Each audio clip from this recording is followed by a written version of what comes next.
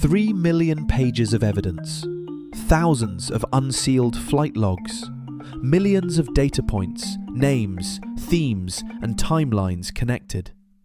You are listening to the Epstein Files, the world's first AI-native investigation into the case that traditional journalism simply could not handle. Welcome back to the Epstein Files. Last time, we walked through Dodge 3.5 million pages. Today, we are following who hasn't been charged through the documentary record, so the timeline, decisions, and institutional failures are clear. As always, every document and source we reference is available at epsteinfiles.fm. So start with names and documents. That is where the paper trail becomes specific and testable. And that precision is everything. We have to be crystal clear about what we're looking at and what we're not. This isn't about chasing rumors on the internet. No. This is about a specific set of court documents. We're starting with the release of, approximately 1,200 pages from the Virginia Giuffre versus Ghislaine Maxwell civil case. Right, the civil case. That's the primary source material for this first block of evidence. It has to be, because it contains deposition transcripts, sworn testimony, email exchanges, flight manifests. It's the paper trail. It's a huge amount of paper. And honestly, if you spend any time looking at the public conversation around this, you see this total obsession with the list. The list. People want a single file, a PDF they can download called client list. But when you actually sit down and read through these 1,200 pages, that expectation seems completely disconnected from the reality of how this operation actually worked. It is. It's the first major misconception we have to dismantle. Right. There is no single monolithic client list in the way the public has been led to imagine it. So what do we have instead? What we have is a mosaic. It's fragmented. You have names that show up in the flight logs for the Boeing 727. That is one category of evidence. Category 1, presence on the plane. Then you have names that appear in social diaries, in the infamous little black book. That's another category. Social acquaintance. Okay. And then, and this is the most important one, you have names that come up in sworn depositions, where a witness is alleging active participation in a crime. And lumping all of those together is a mistake. It's a huge mistake. Flattening all those different types of evidence into one list actually helps the people who are involved because it muddies the water. It equates someone who took one flight with someone who is being accused of a specific criminal act. So let's separate them out. Let's be methodical about it. We start with the flight logs. The manifests for the 727, the so-called Lolita Express. Right. And a flight log is a very specific piece of evidence. It's powerful, but it's also limited. What does it prove, legally speaking? It proves association. It proves proximity. It places a specific person on that specific plane at a specific time and on a specific date. If your name is on that manifest, you were in the orbit, period. But, and this is the key, presence on that jet in and of itself does not equal participation in a crime. Not under federal law. Yeah.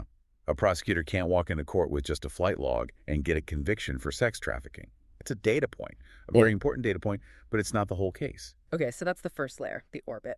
But then we move to the documents that were unsealed from the civil case, and this is completely different. This is where everything changes. This isn't just about sitting in seat 4A on a flight from Teterboro to Palm Beach. Exactly. The Giuffre documents move us from the realm of association into the realm of specific sworn allegation. This is where you see the reporting from, say, BBC News back in August 2019 and from the Daily Beast.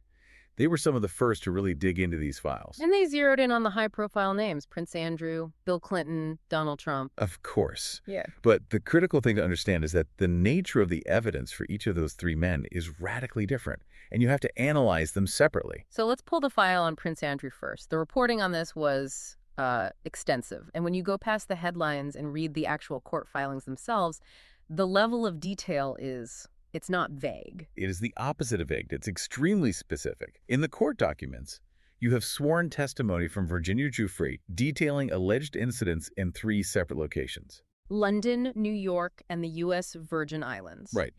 And she isn't just saying, I met him at a party.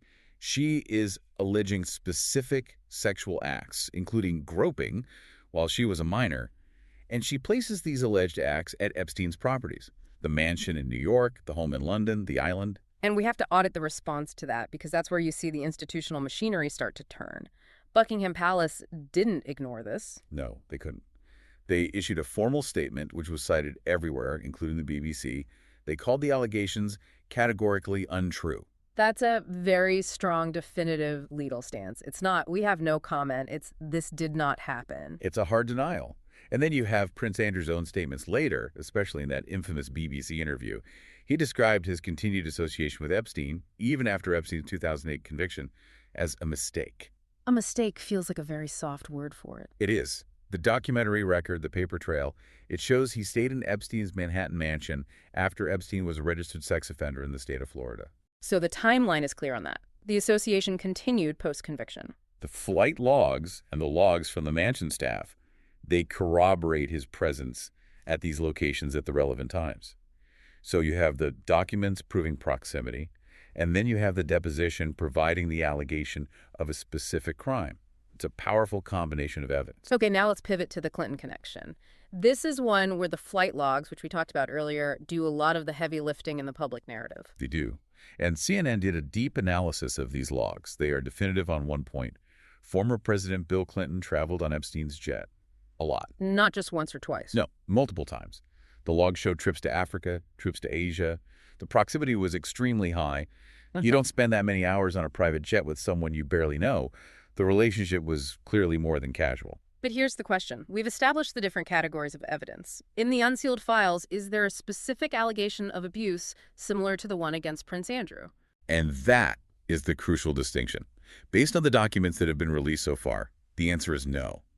CNN's reporting highlights the statement from Clinton's spokesman, which was very, very carefully worded. What did it say exactly? It was a denial of any knowledge of Epstein's crimes. The statement claimed Clinton knew nothing of the terrible crimes that Epstein pleaded guilty to in 2008. So a denial of knowledge. Right. In the Jupiter files that have been unsealed to date, unlike with Prince Andrew, there is not a deposition that details a specific sexual act involving Clinton. What you have is massive documentation of travel, of social proximity, of fundraising connections. But the direct, sworn criminal allegation is absent from the current unsealed record. That's a critical legal difference. It's everything. And then there's Donald Trump. The BBC's reporting tracks this relationship, and it seems to have a very clear timeline that shifts over the years. It does. It has a distinct arc. First, you have the historic comments that are on the public record from a 2002 magazine interview, Trump calling Epstein a terrific guy. And the quote that gets replayed constantly. The quote where he explicitly notes, "He likes beautiful women as much as I do, and many of them are on the younger side." That quote is documented. It's on the record.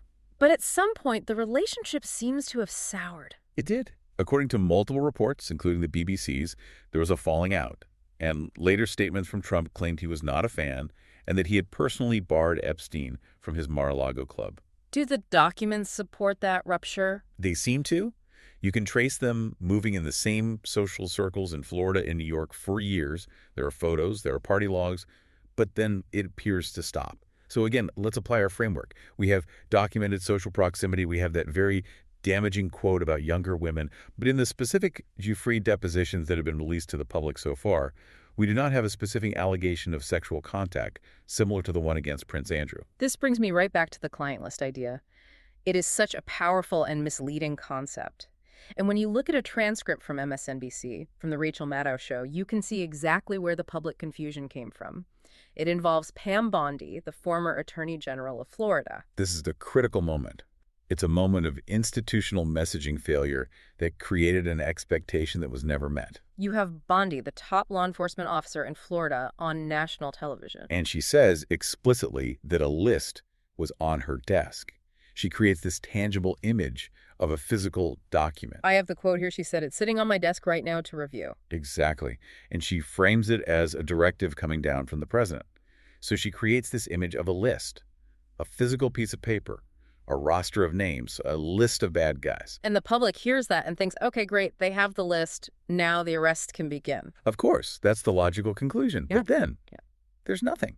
No list is ever produced. It's actually worse than nothing. A Department of Justice memo is issued later on, and it states, quote, "The systematic review revealed no incriminating client list." And there it is, a direct, flat contradiction. One top official says, "It's on my desk." The Department of Justice later says, in an official memo, it doesn't exist. That discrepancy is the rocket fuel for every single conspiracy theory that has grown up around this case. Yeah. But as auditors, our job is to look at the documents and figure out what likely happened. So what was Bondi looking at? Most likely, she was looking at a contact book, the little black book. Or maybe she's looking at the flight logs, documents that contained many names. But the DOJ memo is likely being technically accurate in a very lawyerly way. Meaning there was no single document in the evidence locker labeled client list that laid out specific criminal acts next to each name. The evidence, as we've said, is fragmented. It's scattered across flight logs, address books, massage schedules provided by the victims, and these civil deposition transcripts. So the list isn't a document you find, it's a puzzle you have to build. Precisely. You have to build it piece by piece from these disparate sources. And that very fragmentation benefits anyone whose name might be in those fragments. If there's no master list, it's much harder to build a master indictment. Which is the perfect transition. It leads us to the question that hangs over this entire case. We have names, we have flight logs, we have victim testimony. So why did the prosecutions just stop? Why was there this 10-year vacuum where nobody else was charged? And to answer that, we have to go back to 2008. The year of the non-prosecution agreement, the NPA. If you want to understand this case, why Epstein remained free, why he remained rich, and why his associates were never prosecuted, you have to read the literal text of this document. It is, without exaggeration, the single most important legal document in the entire saga. The reporting from the Miami Herald, and specifically the work of Julie K. Brown, this is what blew the whole thing open. She deserves immense credit. She obtained a copy of this secret deal and exposed what was inside it, specifically the uncharged co-conspirators clause. Let's break that down. A normal plea deal is for the defendant. Right. You, the defendant, plead guilty to a lesser charge, and in exchange you get a lighter sentence. This deal was different. The agreement, which was signed by the U.S. Attorney for the Southern District of Florida at the time, Alex Acosta, it effectively granted immunity not just to Jeffrey Epstein. It granted immunity to any potential co-conspirators. I want to pause on that phrasing because it sounds unreal. A federal prosecutor signed a document that gave a get-out-of-jail-free card to people who hadn't even been named. People who hadn't been named, hadn't been charged, and weren't even parties to the agreement, yes. How is that legal? It's highly irregular. Numerous legal experts have since argued that it was unconstitutional. It essentially granted a blanket amnesty to an unknown number of people for an unknown number of federal crimes, and its primary function was to shut down the ongoing federal grand jury investigation. And the Miami Herald reporting also detailed that this was all done in secret. It was kept secret from the victims. They had no idea this deal was being made. Which is a direct violation of the Crime Victims' Rights Act. A judge later ruled that it was, in fact, a violation. Yes, a federal judge ruled that the prosecutors broke the law by keeping the deal from the victims. But here's the catch. The ruling came 10 years too late. The remedy was effectively null because the deal had already been signed and executed. The damage was done. That single document created a legal field that protected this entire network for over a decade. It sent a clear message to the FBI. Stop looking. But why? What was the rationale? Why would Alex Acosta, a U.S. attorney whose job is to put people in prison, sign a deal like this? The stated rationale, which Acosta himself has defended in congressional hearings since, was that his office wanted to guarantee a conviction and, crucially, get Epstein to register as a sex offender. They argued the federal case was risky. They argued it was risky, that some of the victims were hesitant to testify, that a jury could be unpredictable, and so their argument goes, this was the surest way to get Epstein off the streets and get him on the sex offender registry for life. That feels incredibly weak, given the mountain of evidence they reportedly had. It does. And reporting from other outlets, like the Front Burner podcast, suggests there was a different dynamic at play. It suggests there was a conflict between the federal prosecutors who wanted to pursue a wide-ranging conspiracy case and a desire from somewhere higher up to shut the investigation down quickly and quietly. So the institutional decision was to prioritize a quick, contained plea over a sprawling, messy, and potentially embarrassing conspiracy case. The documents we have support that conclusion. The why beyond that. Whether they're political pressure or their intelligence concerns, we don't have the internal memos to prove, but we have the result, the deal itself. And it wasn't just the federal government. This is a key point. The state of Florida had its own case. Yes. The audio archives in the podcast broken. Seeking justice are just devastating on this point. The state authorities in Florida, the Palm Beach Police, the state prosecutor's office, they had their own evidence. They had the little black book. They had the evidence that was seized from the Palm Beach mansion during the raid. They had everything they needed. to charge Epstein with multiple first-degree felonies involving minors under Florida state law. Yeah. They did not need the federal government's permission. They had their own independent jurisdiction? They had total jurisdiction, but they deferred. The archives document a series of decision points where state prosecutors could have moved forward with their own charges. Instead, they consistently stepped back and let the federal deal, the NPA, the deal that gave him 18 months in a private wing of a county jail with daily work release, take precedence over everything. Is there any documentation explaining that decision? A memo from the state prosecutor's office saying, here is why we are standing down. And that is the significant gap in the record, the lack of documentation. Normally, in a case this big, if a prosecutor decides to decline to press charges, there's a detailed memo put in the case file explaining the legal reasoning. Here, it just stops. The trail goes cold. It suggests a level of deference to the federal shutdown. That is, to say the least, unusual for a sovereign state prosecutor's office that is dealing with crimes of this magnitude against children within its own borders. So the 2008 NPA closes the door. It locks it. And that door stays locked for more than a decade. And then suddenly, in 2020, Ghislaine Maxwell is arrested and charged.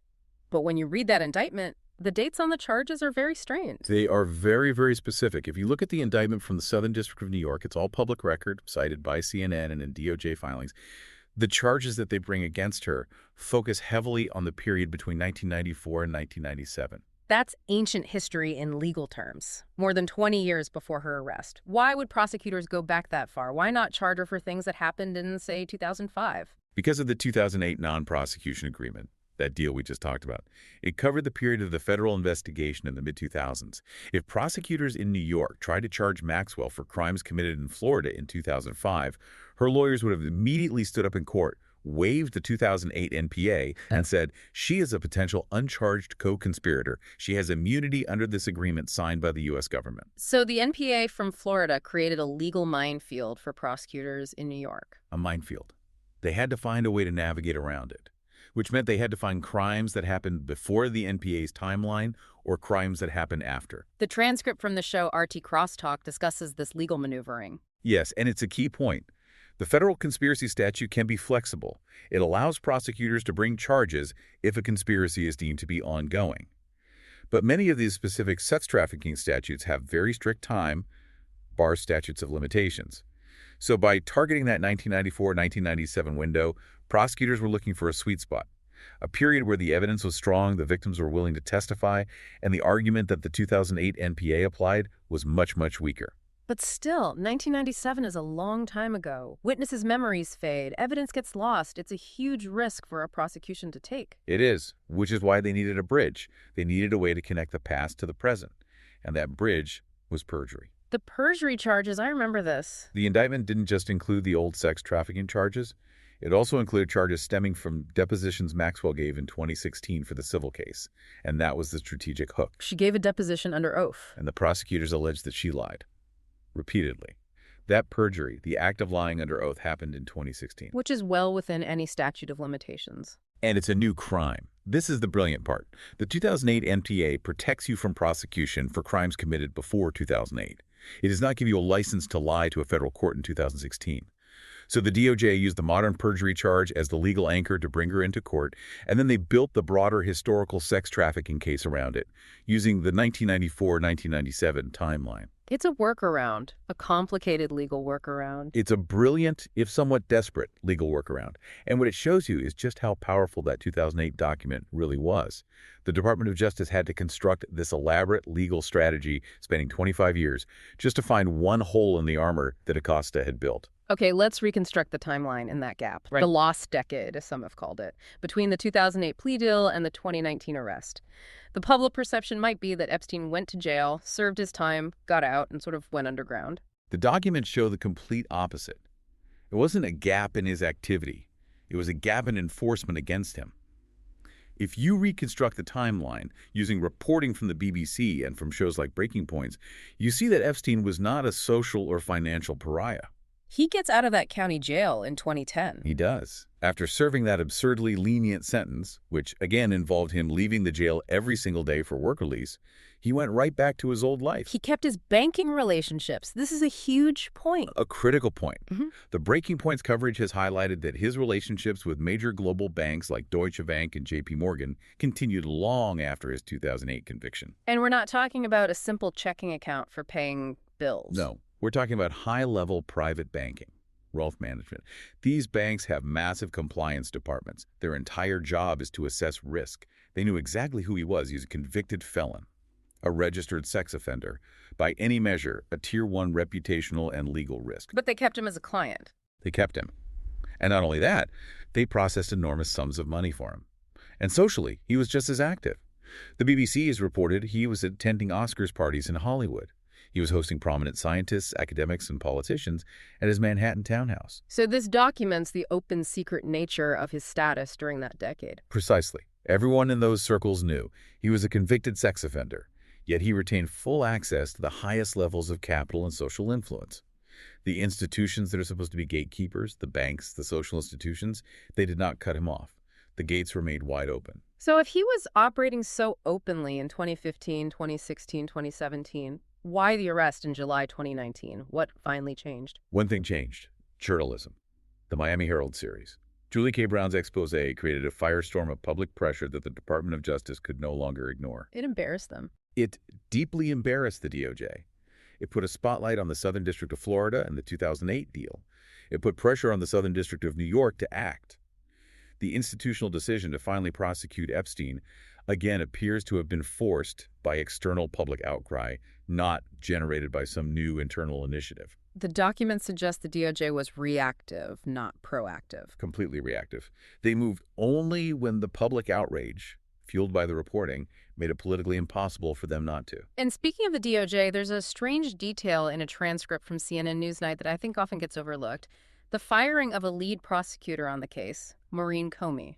It is a very specific and odd detail. Yeah. Maureen Comey, who is the daughter of the former FBI Director James Comey, was one of the lead federal prosecutors on the Maxwell Epstein case in New York. She was in the courtroom for hearings. She was handling witnesses. She was central to the team. And then she was removed from the case.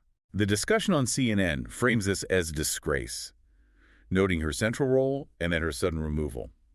The abrupt dismissal of a lead prosecutor in the middle of a timeline for such a high-stakes case, it just raises questions about the internal management and continuity of the prosecution. Was it political? Was it just a standard administrative shuffle? We don't have the internal DOJ memos to know for sure, but it adds another layer to this picture of institutional turbulence. This was not a smooth, clean, by-the-book prosecution. It was messy from start to finish.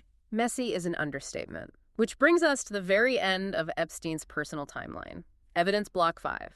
The Bureau of Prisons and the circumstances of his death. This is where the audit of institutional failure becomes almost forensic. We have to look at the mechanics of what happened inside the Metropolitan Correctional Center, the MCC, in Manhattan. This is supposed to be one of the most secure federal facilities in the United States. It houses terrorists, drug lords. El Chapo was held there. And yet, on the night of Epstein's death, everything that could go wrong did go wrong. Yeah. In perfect sequence. The reporting from the BBC and RT lays out this sequence of events very clearly. First, there's the issue of the suicide watch. Right. Epstein had a prior incident a few weeks earlier. He was found on the floor of his cell with marks on his neck. As a result, he was placed on suicide watch. That's the highest level of monitoring.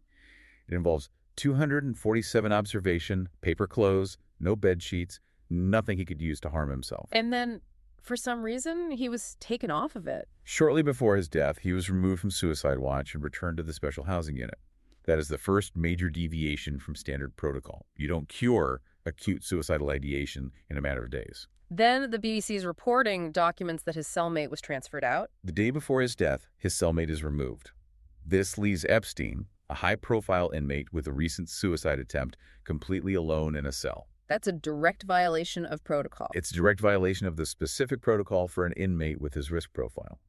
You do not leave a high-value, potentially suicidal inmate in a single cell, ever. And then there are the guards, the two people whose job it was to physically check on him. The court records are clear on this. 2 guards were later arrested and charged with falsifying federal logs. The official logs they filled out stated that they had checked on him every 30 minutes, as required. But they hadn't. The federal investigation revealed they had not made their rounds for hours. They were allegedly sleeping at their posts or browsing the internet for furniture and motorcycles. They falsified the government records to cover up their gross negligence. This isn't a theory. They were federally indicted for this. So you have a premature removal from suicide watch, a suspicious removal of a cellmate, and 2 guards who are asleep at the wheel and lying about it on federal documents. It is a perfect storm of catastrophic institutional failure. But then we have the body itself, the forensics. There's a dispute here. The transcripts from Liberty Roundtable and the Roy Green Show discuss the findings of the forensic pathologist, Dr. Michael Baden. Dr. Baden is a heavyweight in his field. He's a former chief medical examiner for New York City. He was hired by Epstein's brother to observe the official autopsy. And he didn't just rubber stamp the official ruling. He raised a major red flag. He focused on the injuries to the neck and eyes. He talked about the burst capillaries in the eyes, petechial hemorrhages. Dr. Baden argued on the record that this specific type of injury is very common in cases of homicidal strangulation, but relatively rare in cases of suicidal hanging. And the hyoid bone. The hyoid bone, a small bone in the neck, was fractured. Baden noted that while this can happen in a hanging, the specific pattern of breaks he observed, multiple fractures, was more consistent with homicide, with direct manual strangulation. The official ruling from the DOJ and the New York City Medical Examiner was suicide by hanging. It was, but Baden's official report stands as a counter-document. It introduces, at the very least, reasonable forensic doubt from a credible expert. And then, of course, you have the issue of the surveillance cameras. The missing video. The reporting on the cameras is crucial. We are told that the 2 cameras directly outside Epstein's cell mysteriously malfunctioned that night, or that the footage was unusable. In the special housing unit of the MCC, the most secure part of the prison? The institutional failure there is so profound that it mimics a cover-up, even if it was just gross, multi-layered incompetence. What was the government's official response to all this? Did they defend the Bureau of Prisons? Not at all. Then Attorney General William Barr came out and publicly admitted there were serious irregularities at the MCC. That is a significant admission from the head of the Justice Department. It's an admission of total system collapse. It is. And the director of the entire Federal Bureau of Prisons was subsequently fired. So even if you accept the official ruling of suicide, the government itself effectively admitted that the environment that allowed it to happen was the direct result of profound and inexcusable institutional malpractice. Okay, let's move to our final block of evidence. The unresolved gaps. We have the names, we have the timeline of legal failure, we have the forensic dispute over the body. But we have to follow the money. An operation of this scale, the private 727, the mansions, the private island, it burns through an immense amount of cash. Where did it come from? The money trail is the engine that powered the entire enterprise. And the documents point to one primary source, at least initially. Les Wexner. Yes. The transcripts from Breaking Points and the program Going Underground both cite the deep financial relationship with Les Wexner, the billionaire founder of Victoria's Secret and the Limited Brands. And the documentation shows something truly extraordinary. Wexner gave Epstein his full power of attorney. Full power of attorney. And I want to be clear about what that means for you listening. This is not just hiring someone as your accountant or financial advisor. Yeah. Granting someone your power of attorney means that person can legally act as you. Jeffrey Epstein could sign checks as Les Wexner. He could buy and sell property as Les Wexner. He could move assets as Les Wexner. It is a grant of absolute and total financial control. And the transcripts document specific transfers of wealth. Yes. The acquisition of Epstein's enormous Manhattan mansion, one of the largest private homes in the city. That was a transfer from a trust connected to Wexner for, reportedly, $1. The private Boeing 727, also from Wexner. The seed capital that launched Epstein's mysterious financial career seems to have come directly from Wexner. The question is why? Why would a famously private, successful billionaire give a former math teacher from Brooklyn the keys to his entire financial empire? That is the core question that the documents do not answer. We have the power of attorney document, the property deeds, but we lack the document why. Wexner has since claimed that Epstein misappropriated vast sums of money from him.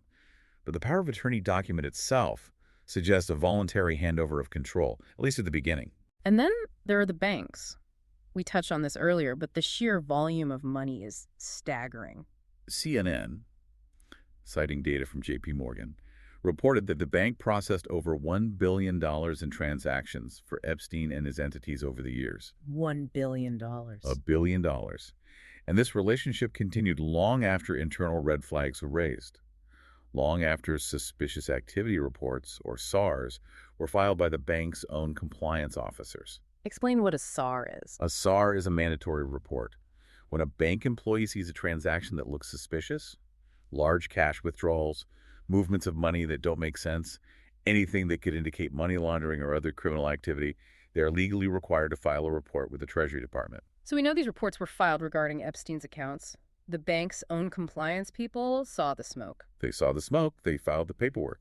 But the institutional decision from the top of the bank was to keep the client. The revenue generated from Epstein's accounts was deemed to outweigh the compliance risk. It's the same pattern we saw with the DOJ in 2008 and the social elites in the 2010s. It's the exact same pattern. Yeah. The documented red flags were systematically ignored for the sake of maintaining the relationship.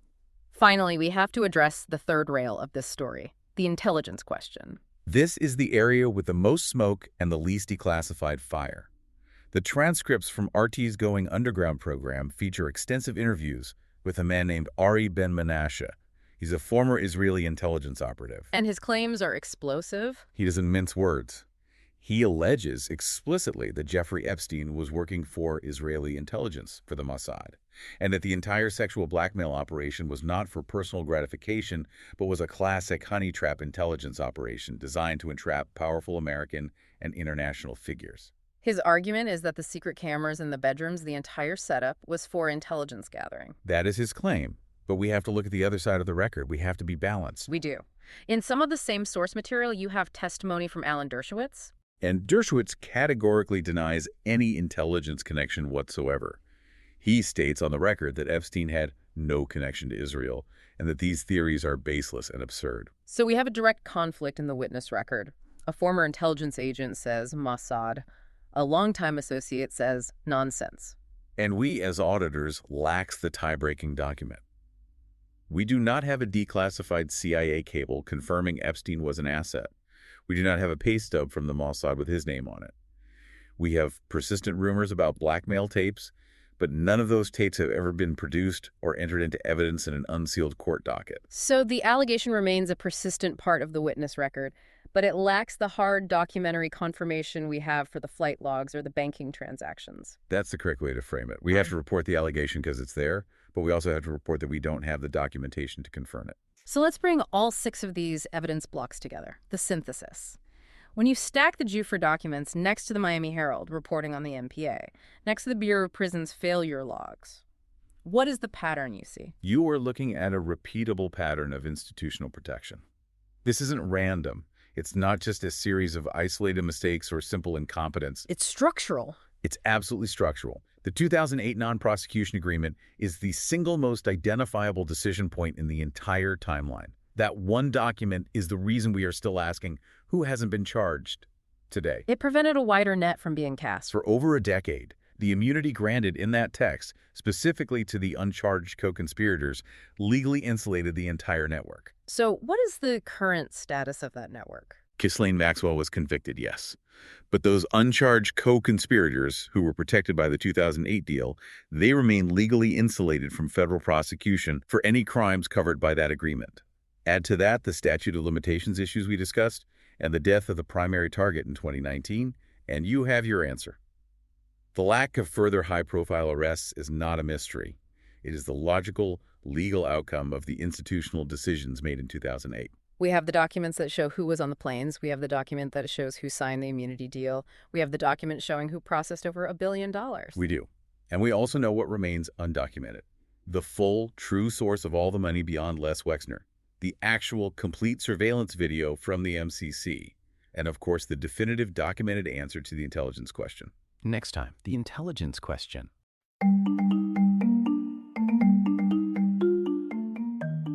You have just heard an analysis of the official record. Every claim, name, and date mentioned in this episode is backed by primary source documents. You can view the original files for yourself at epsteinfiles.fm. If you value this data-first approach to journalism, please leave a 5-star review wherever you're listening right now. It helps keep this investigation visible. We'll see you in the next file.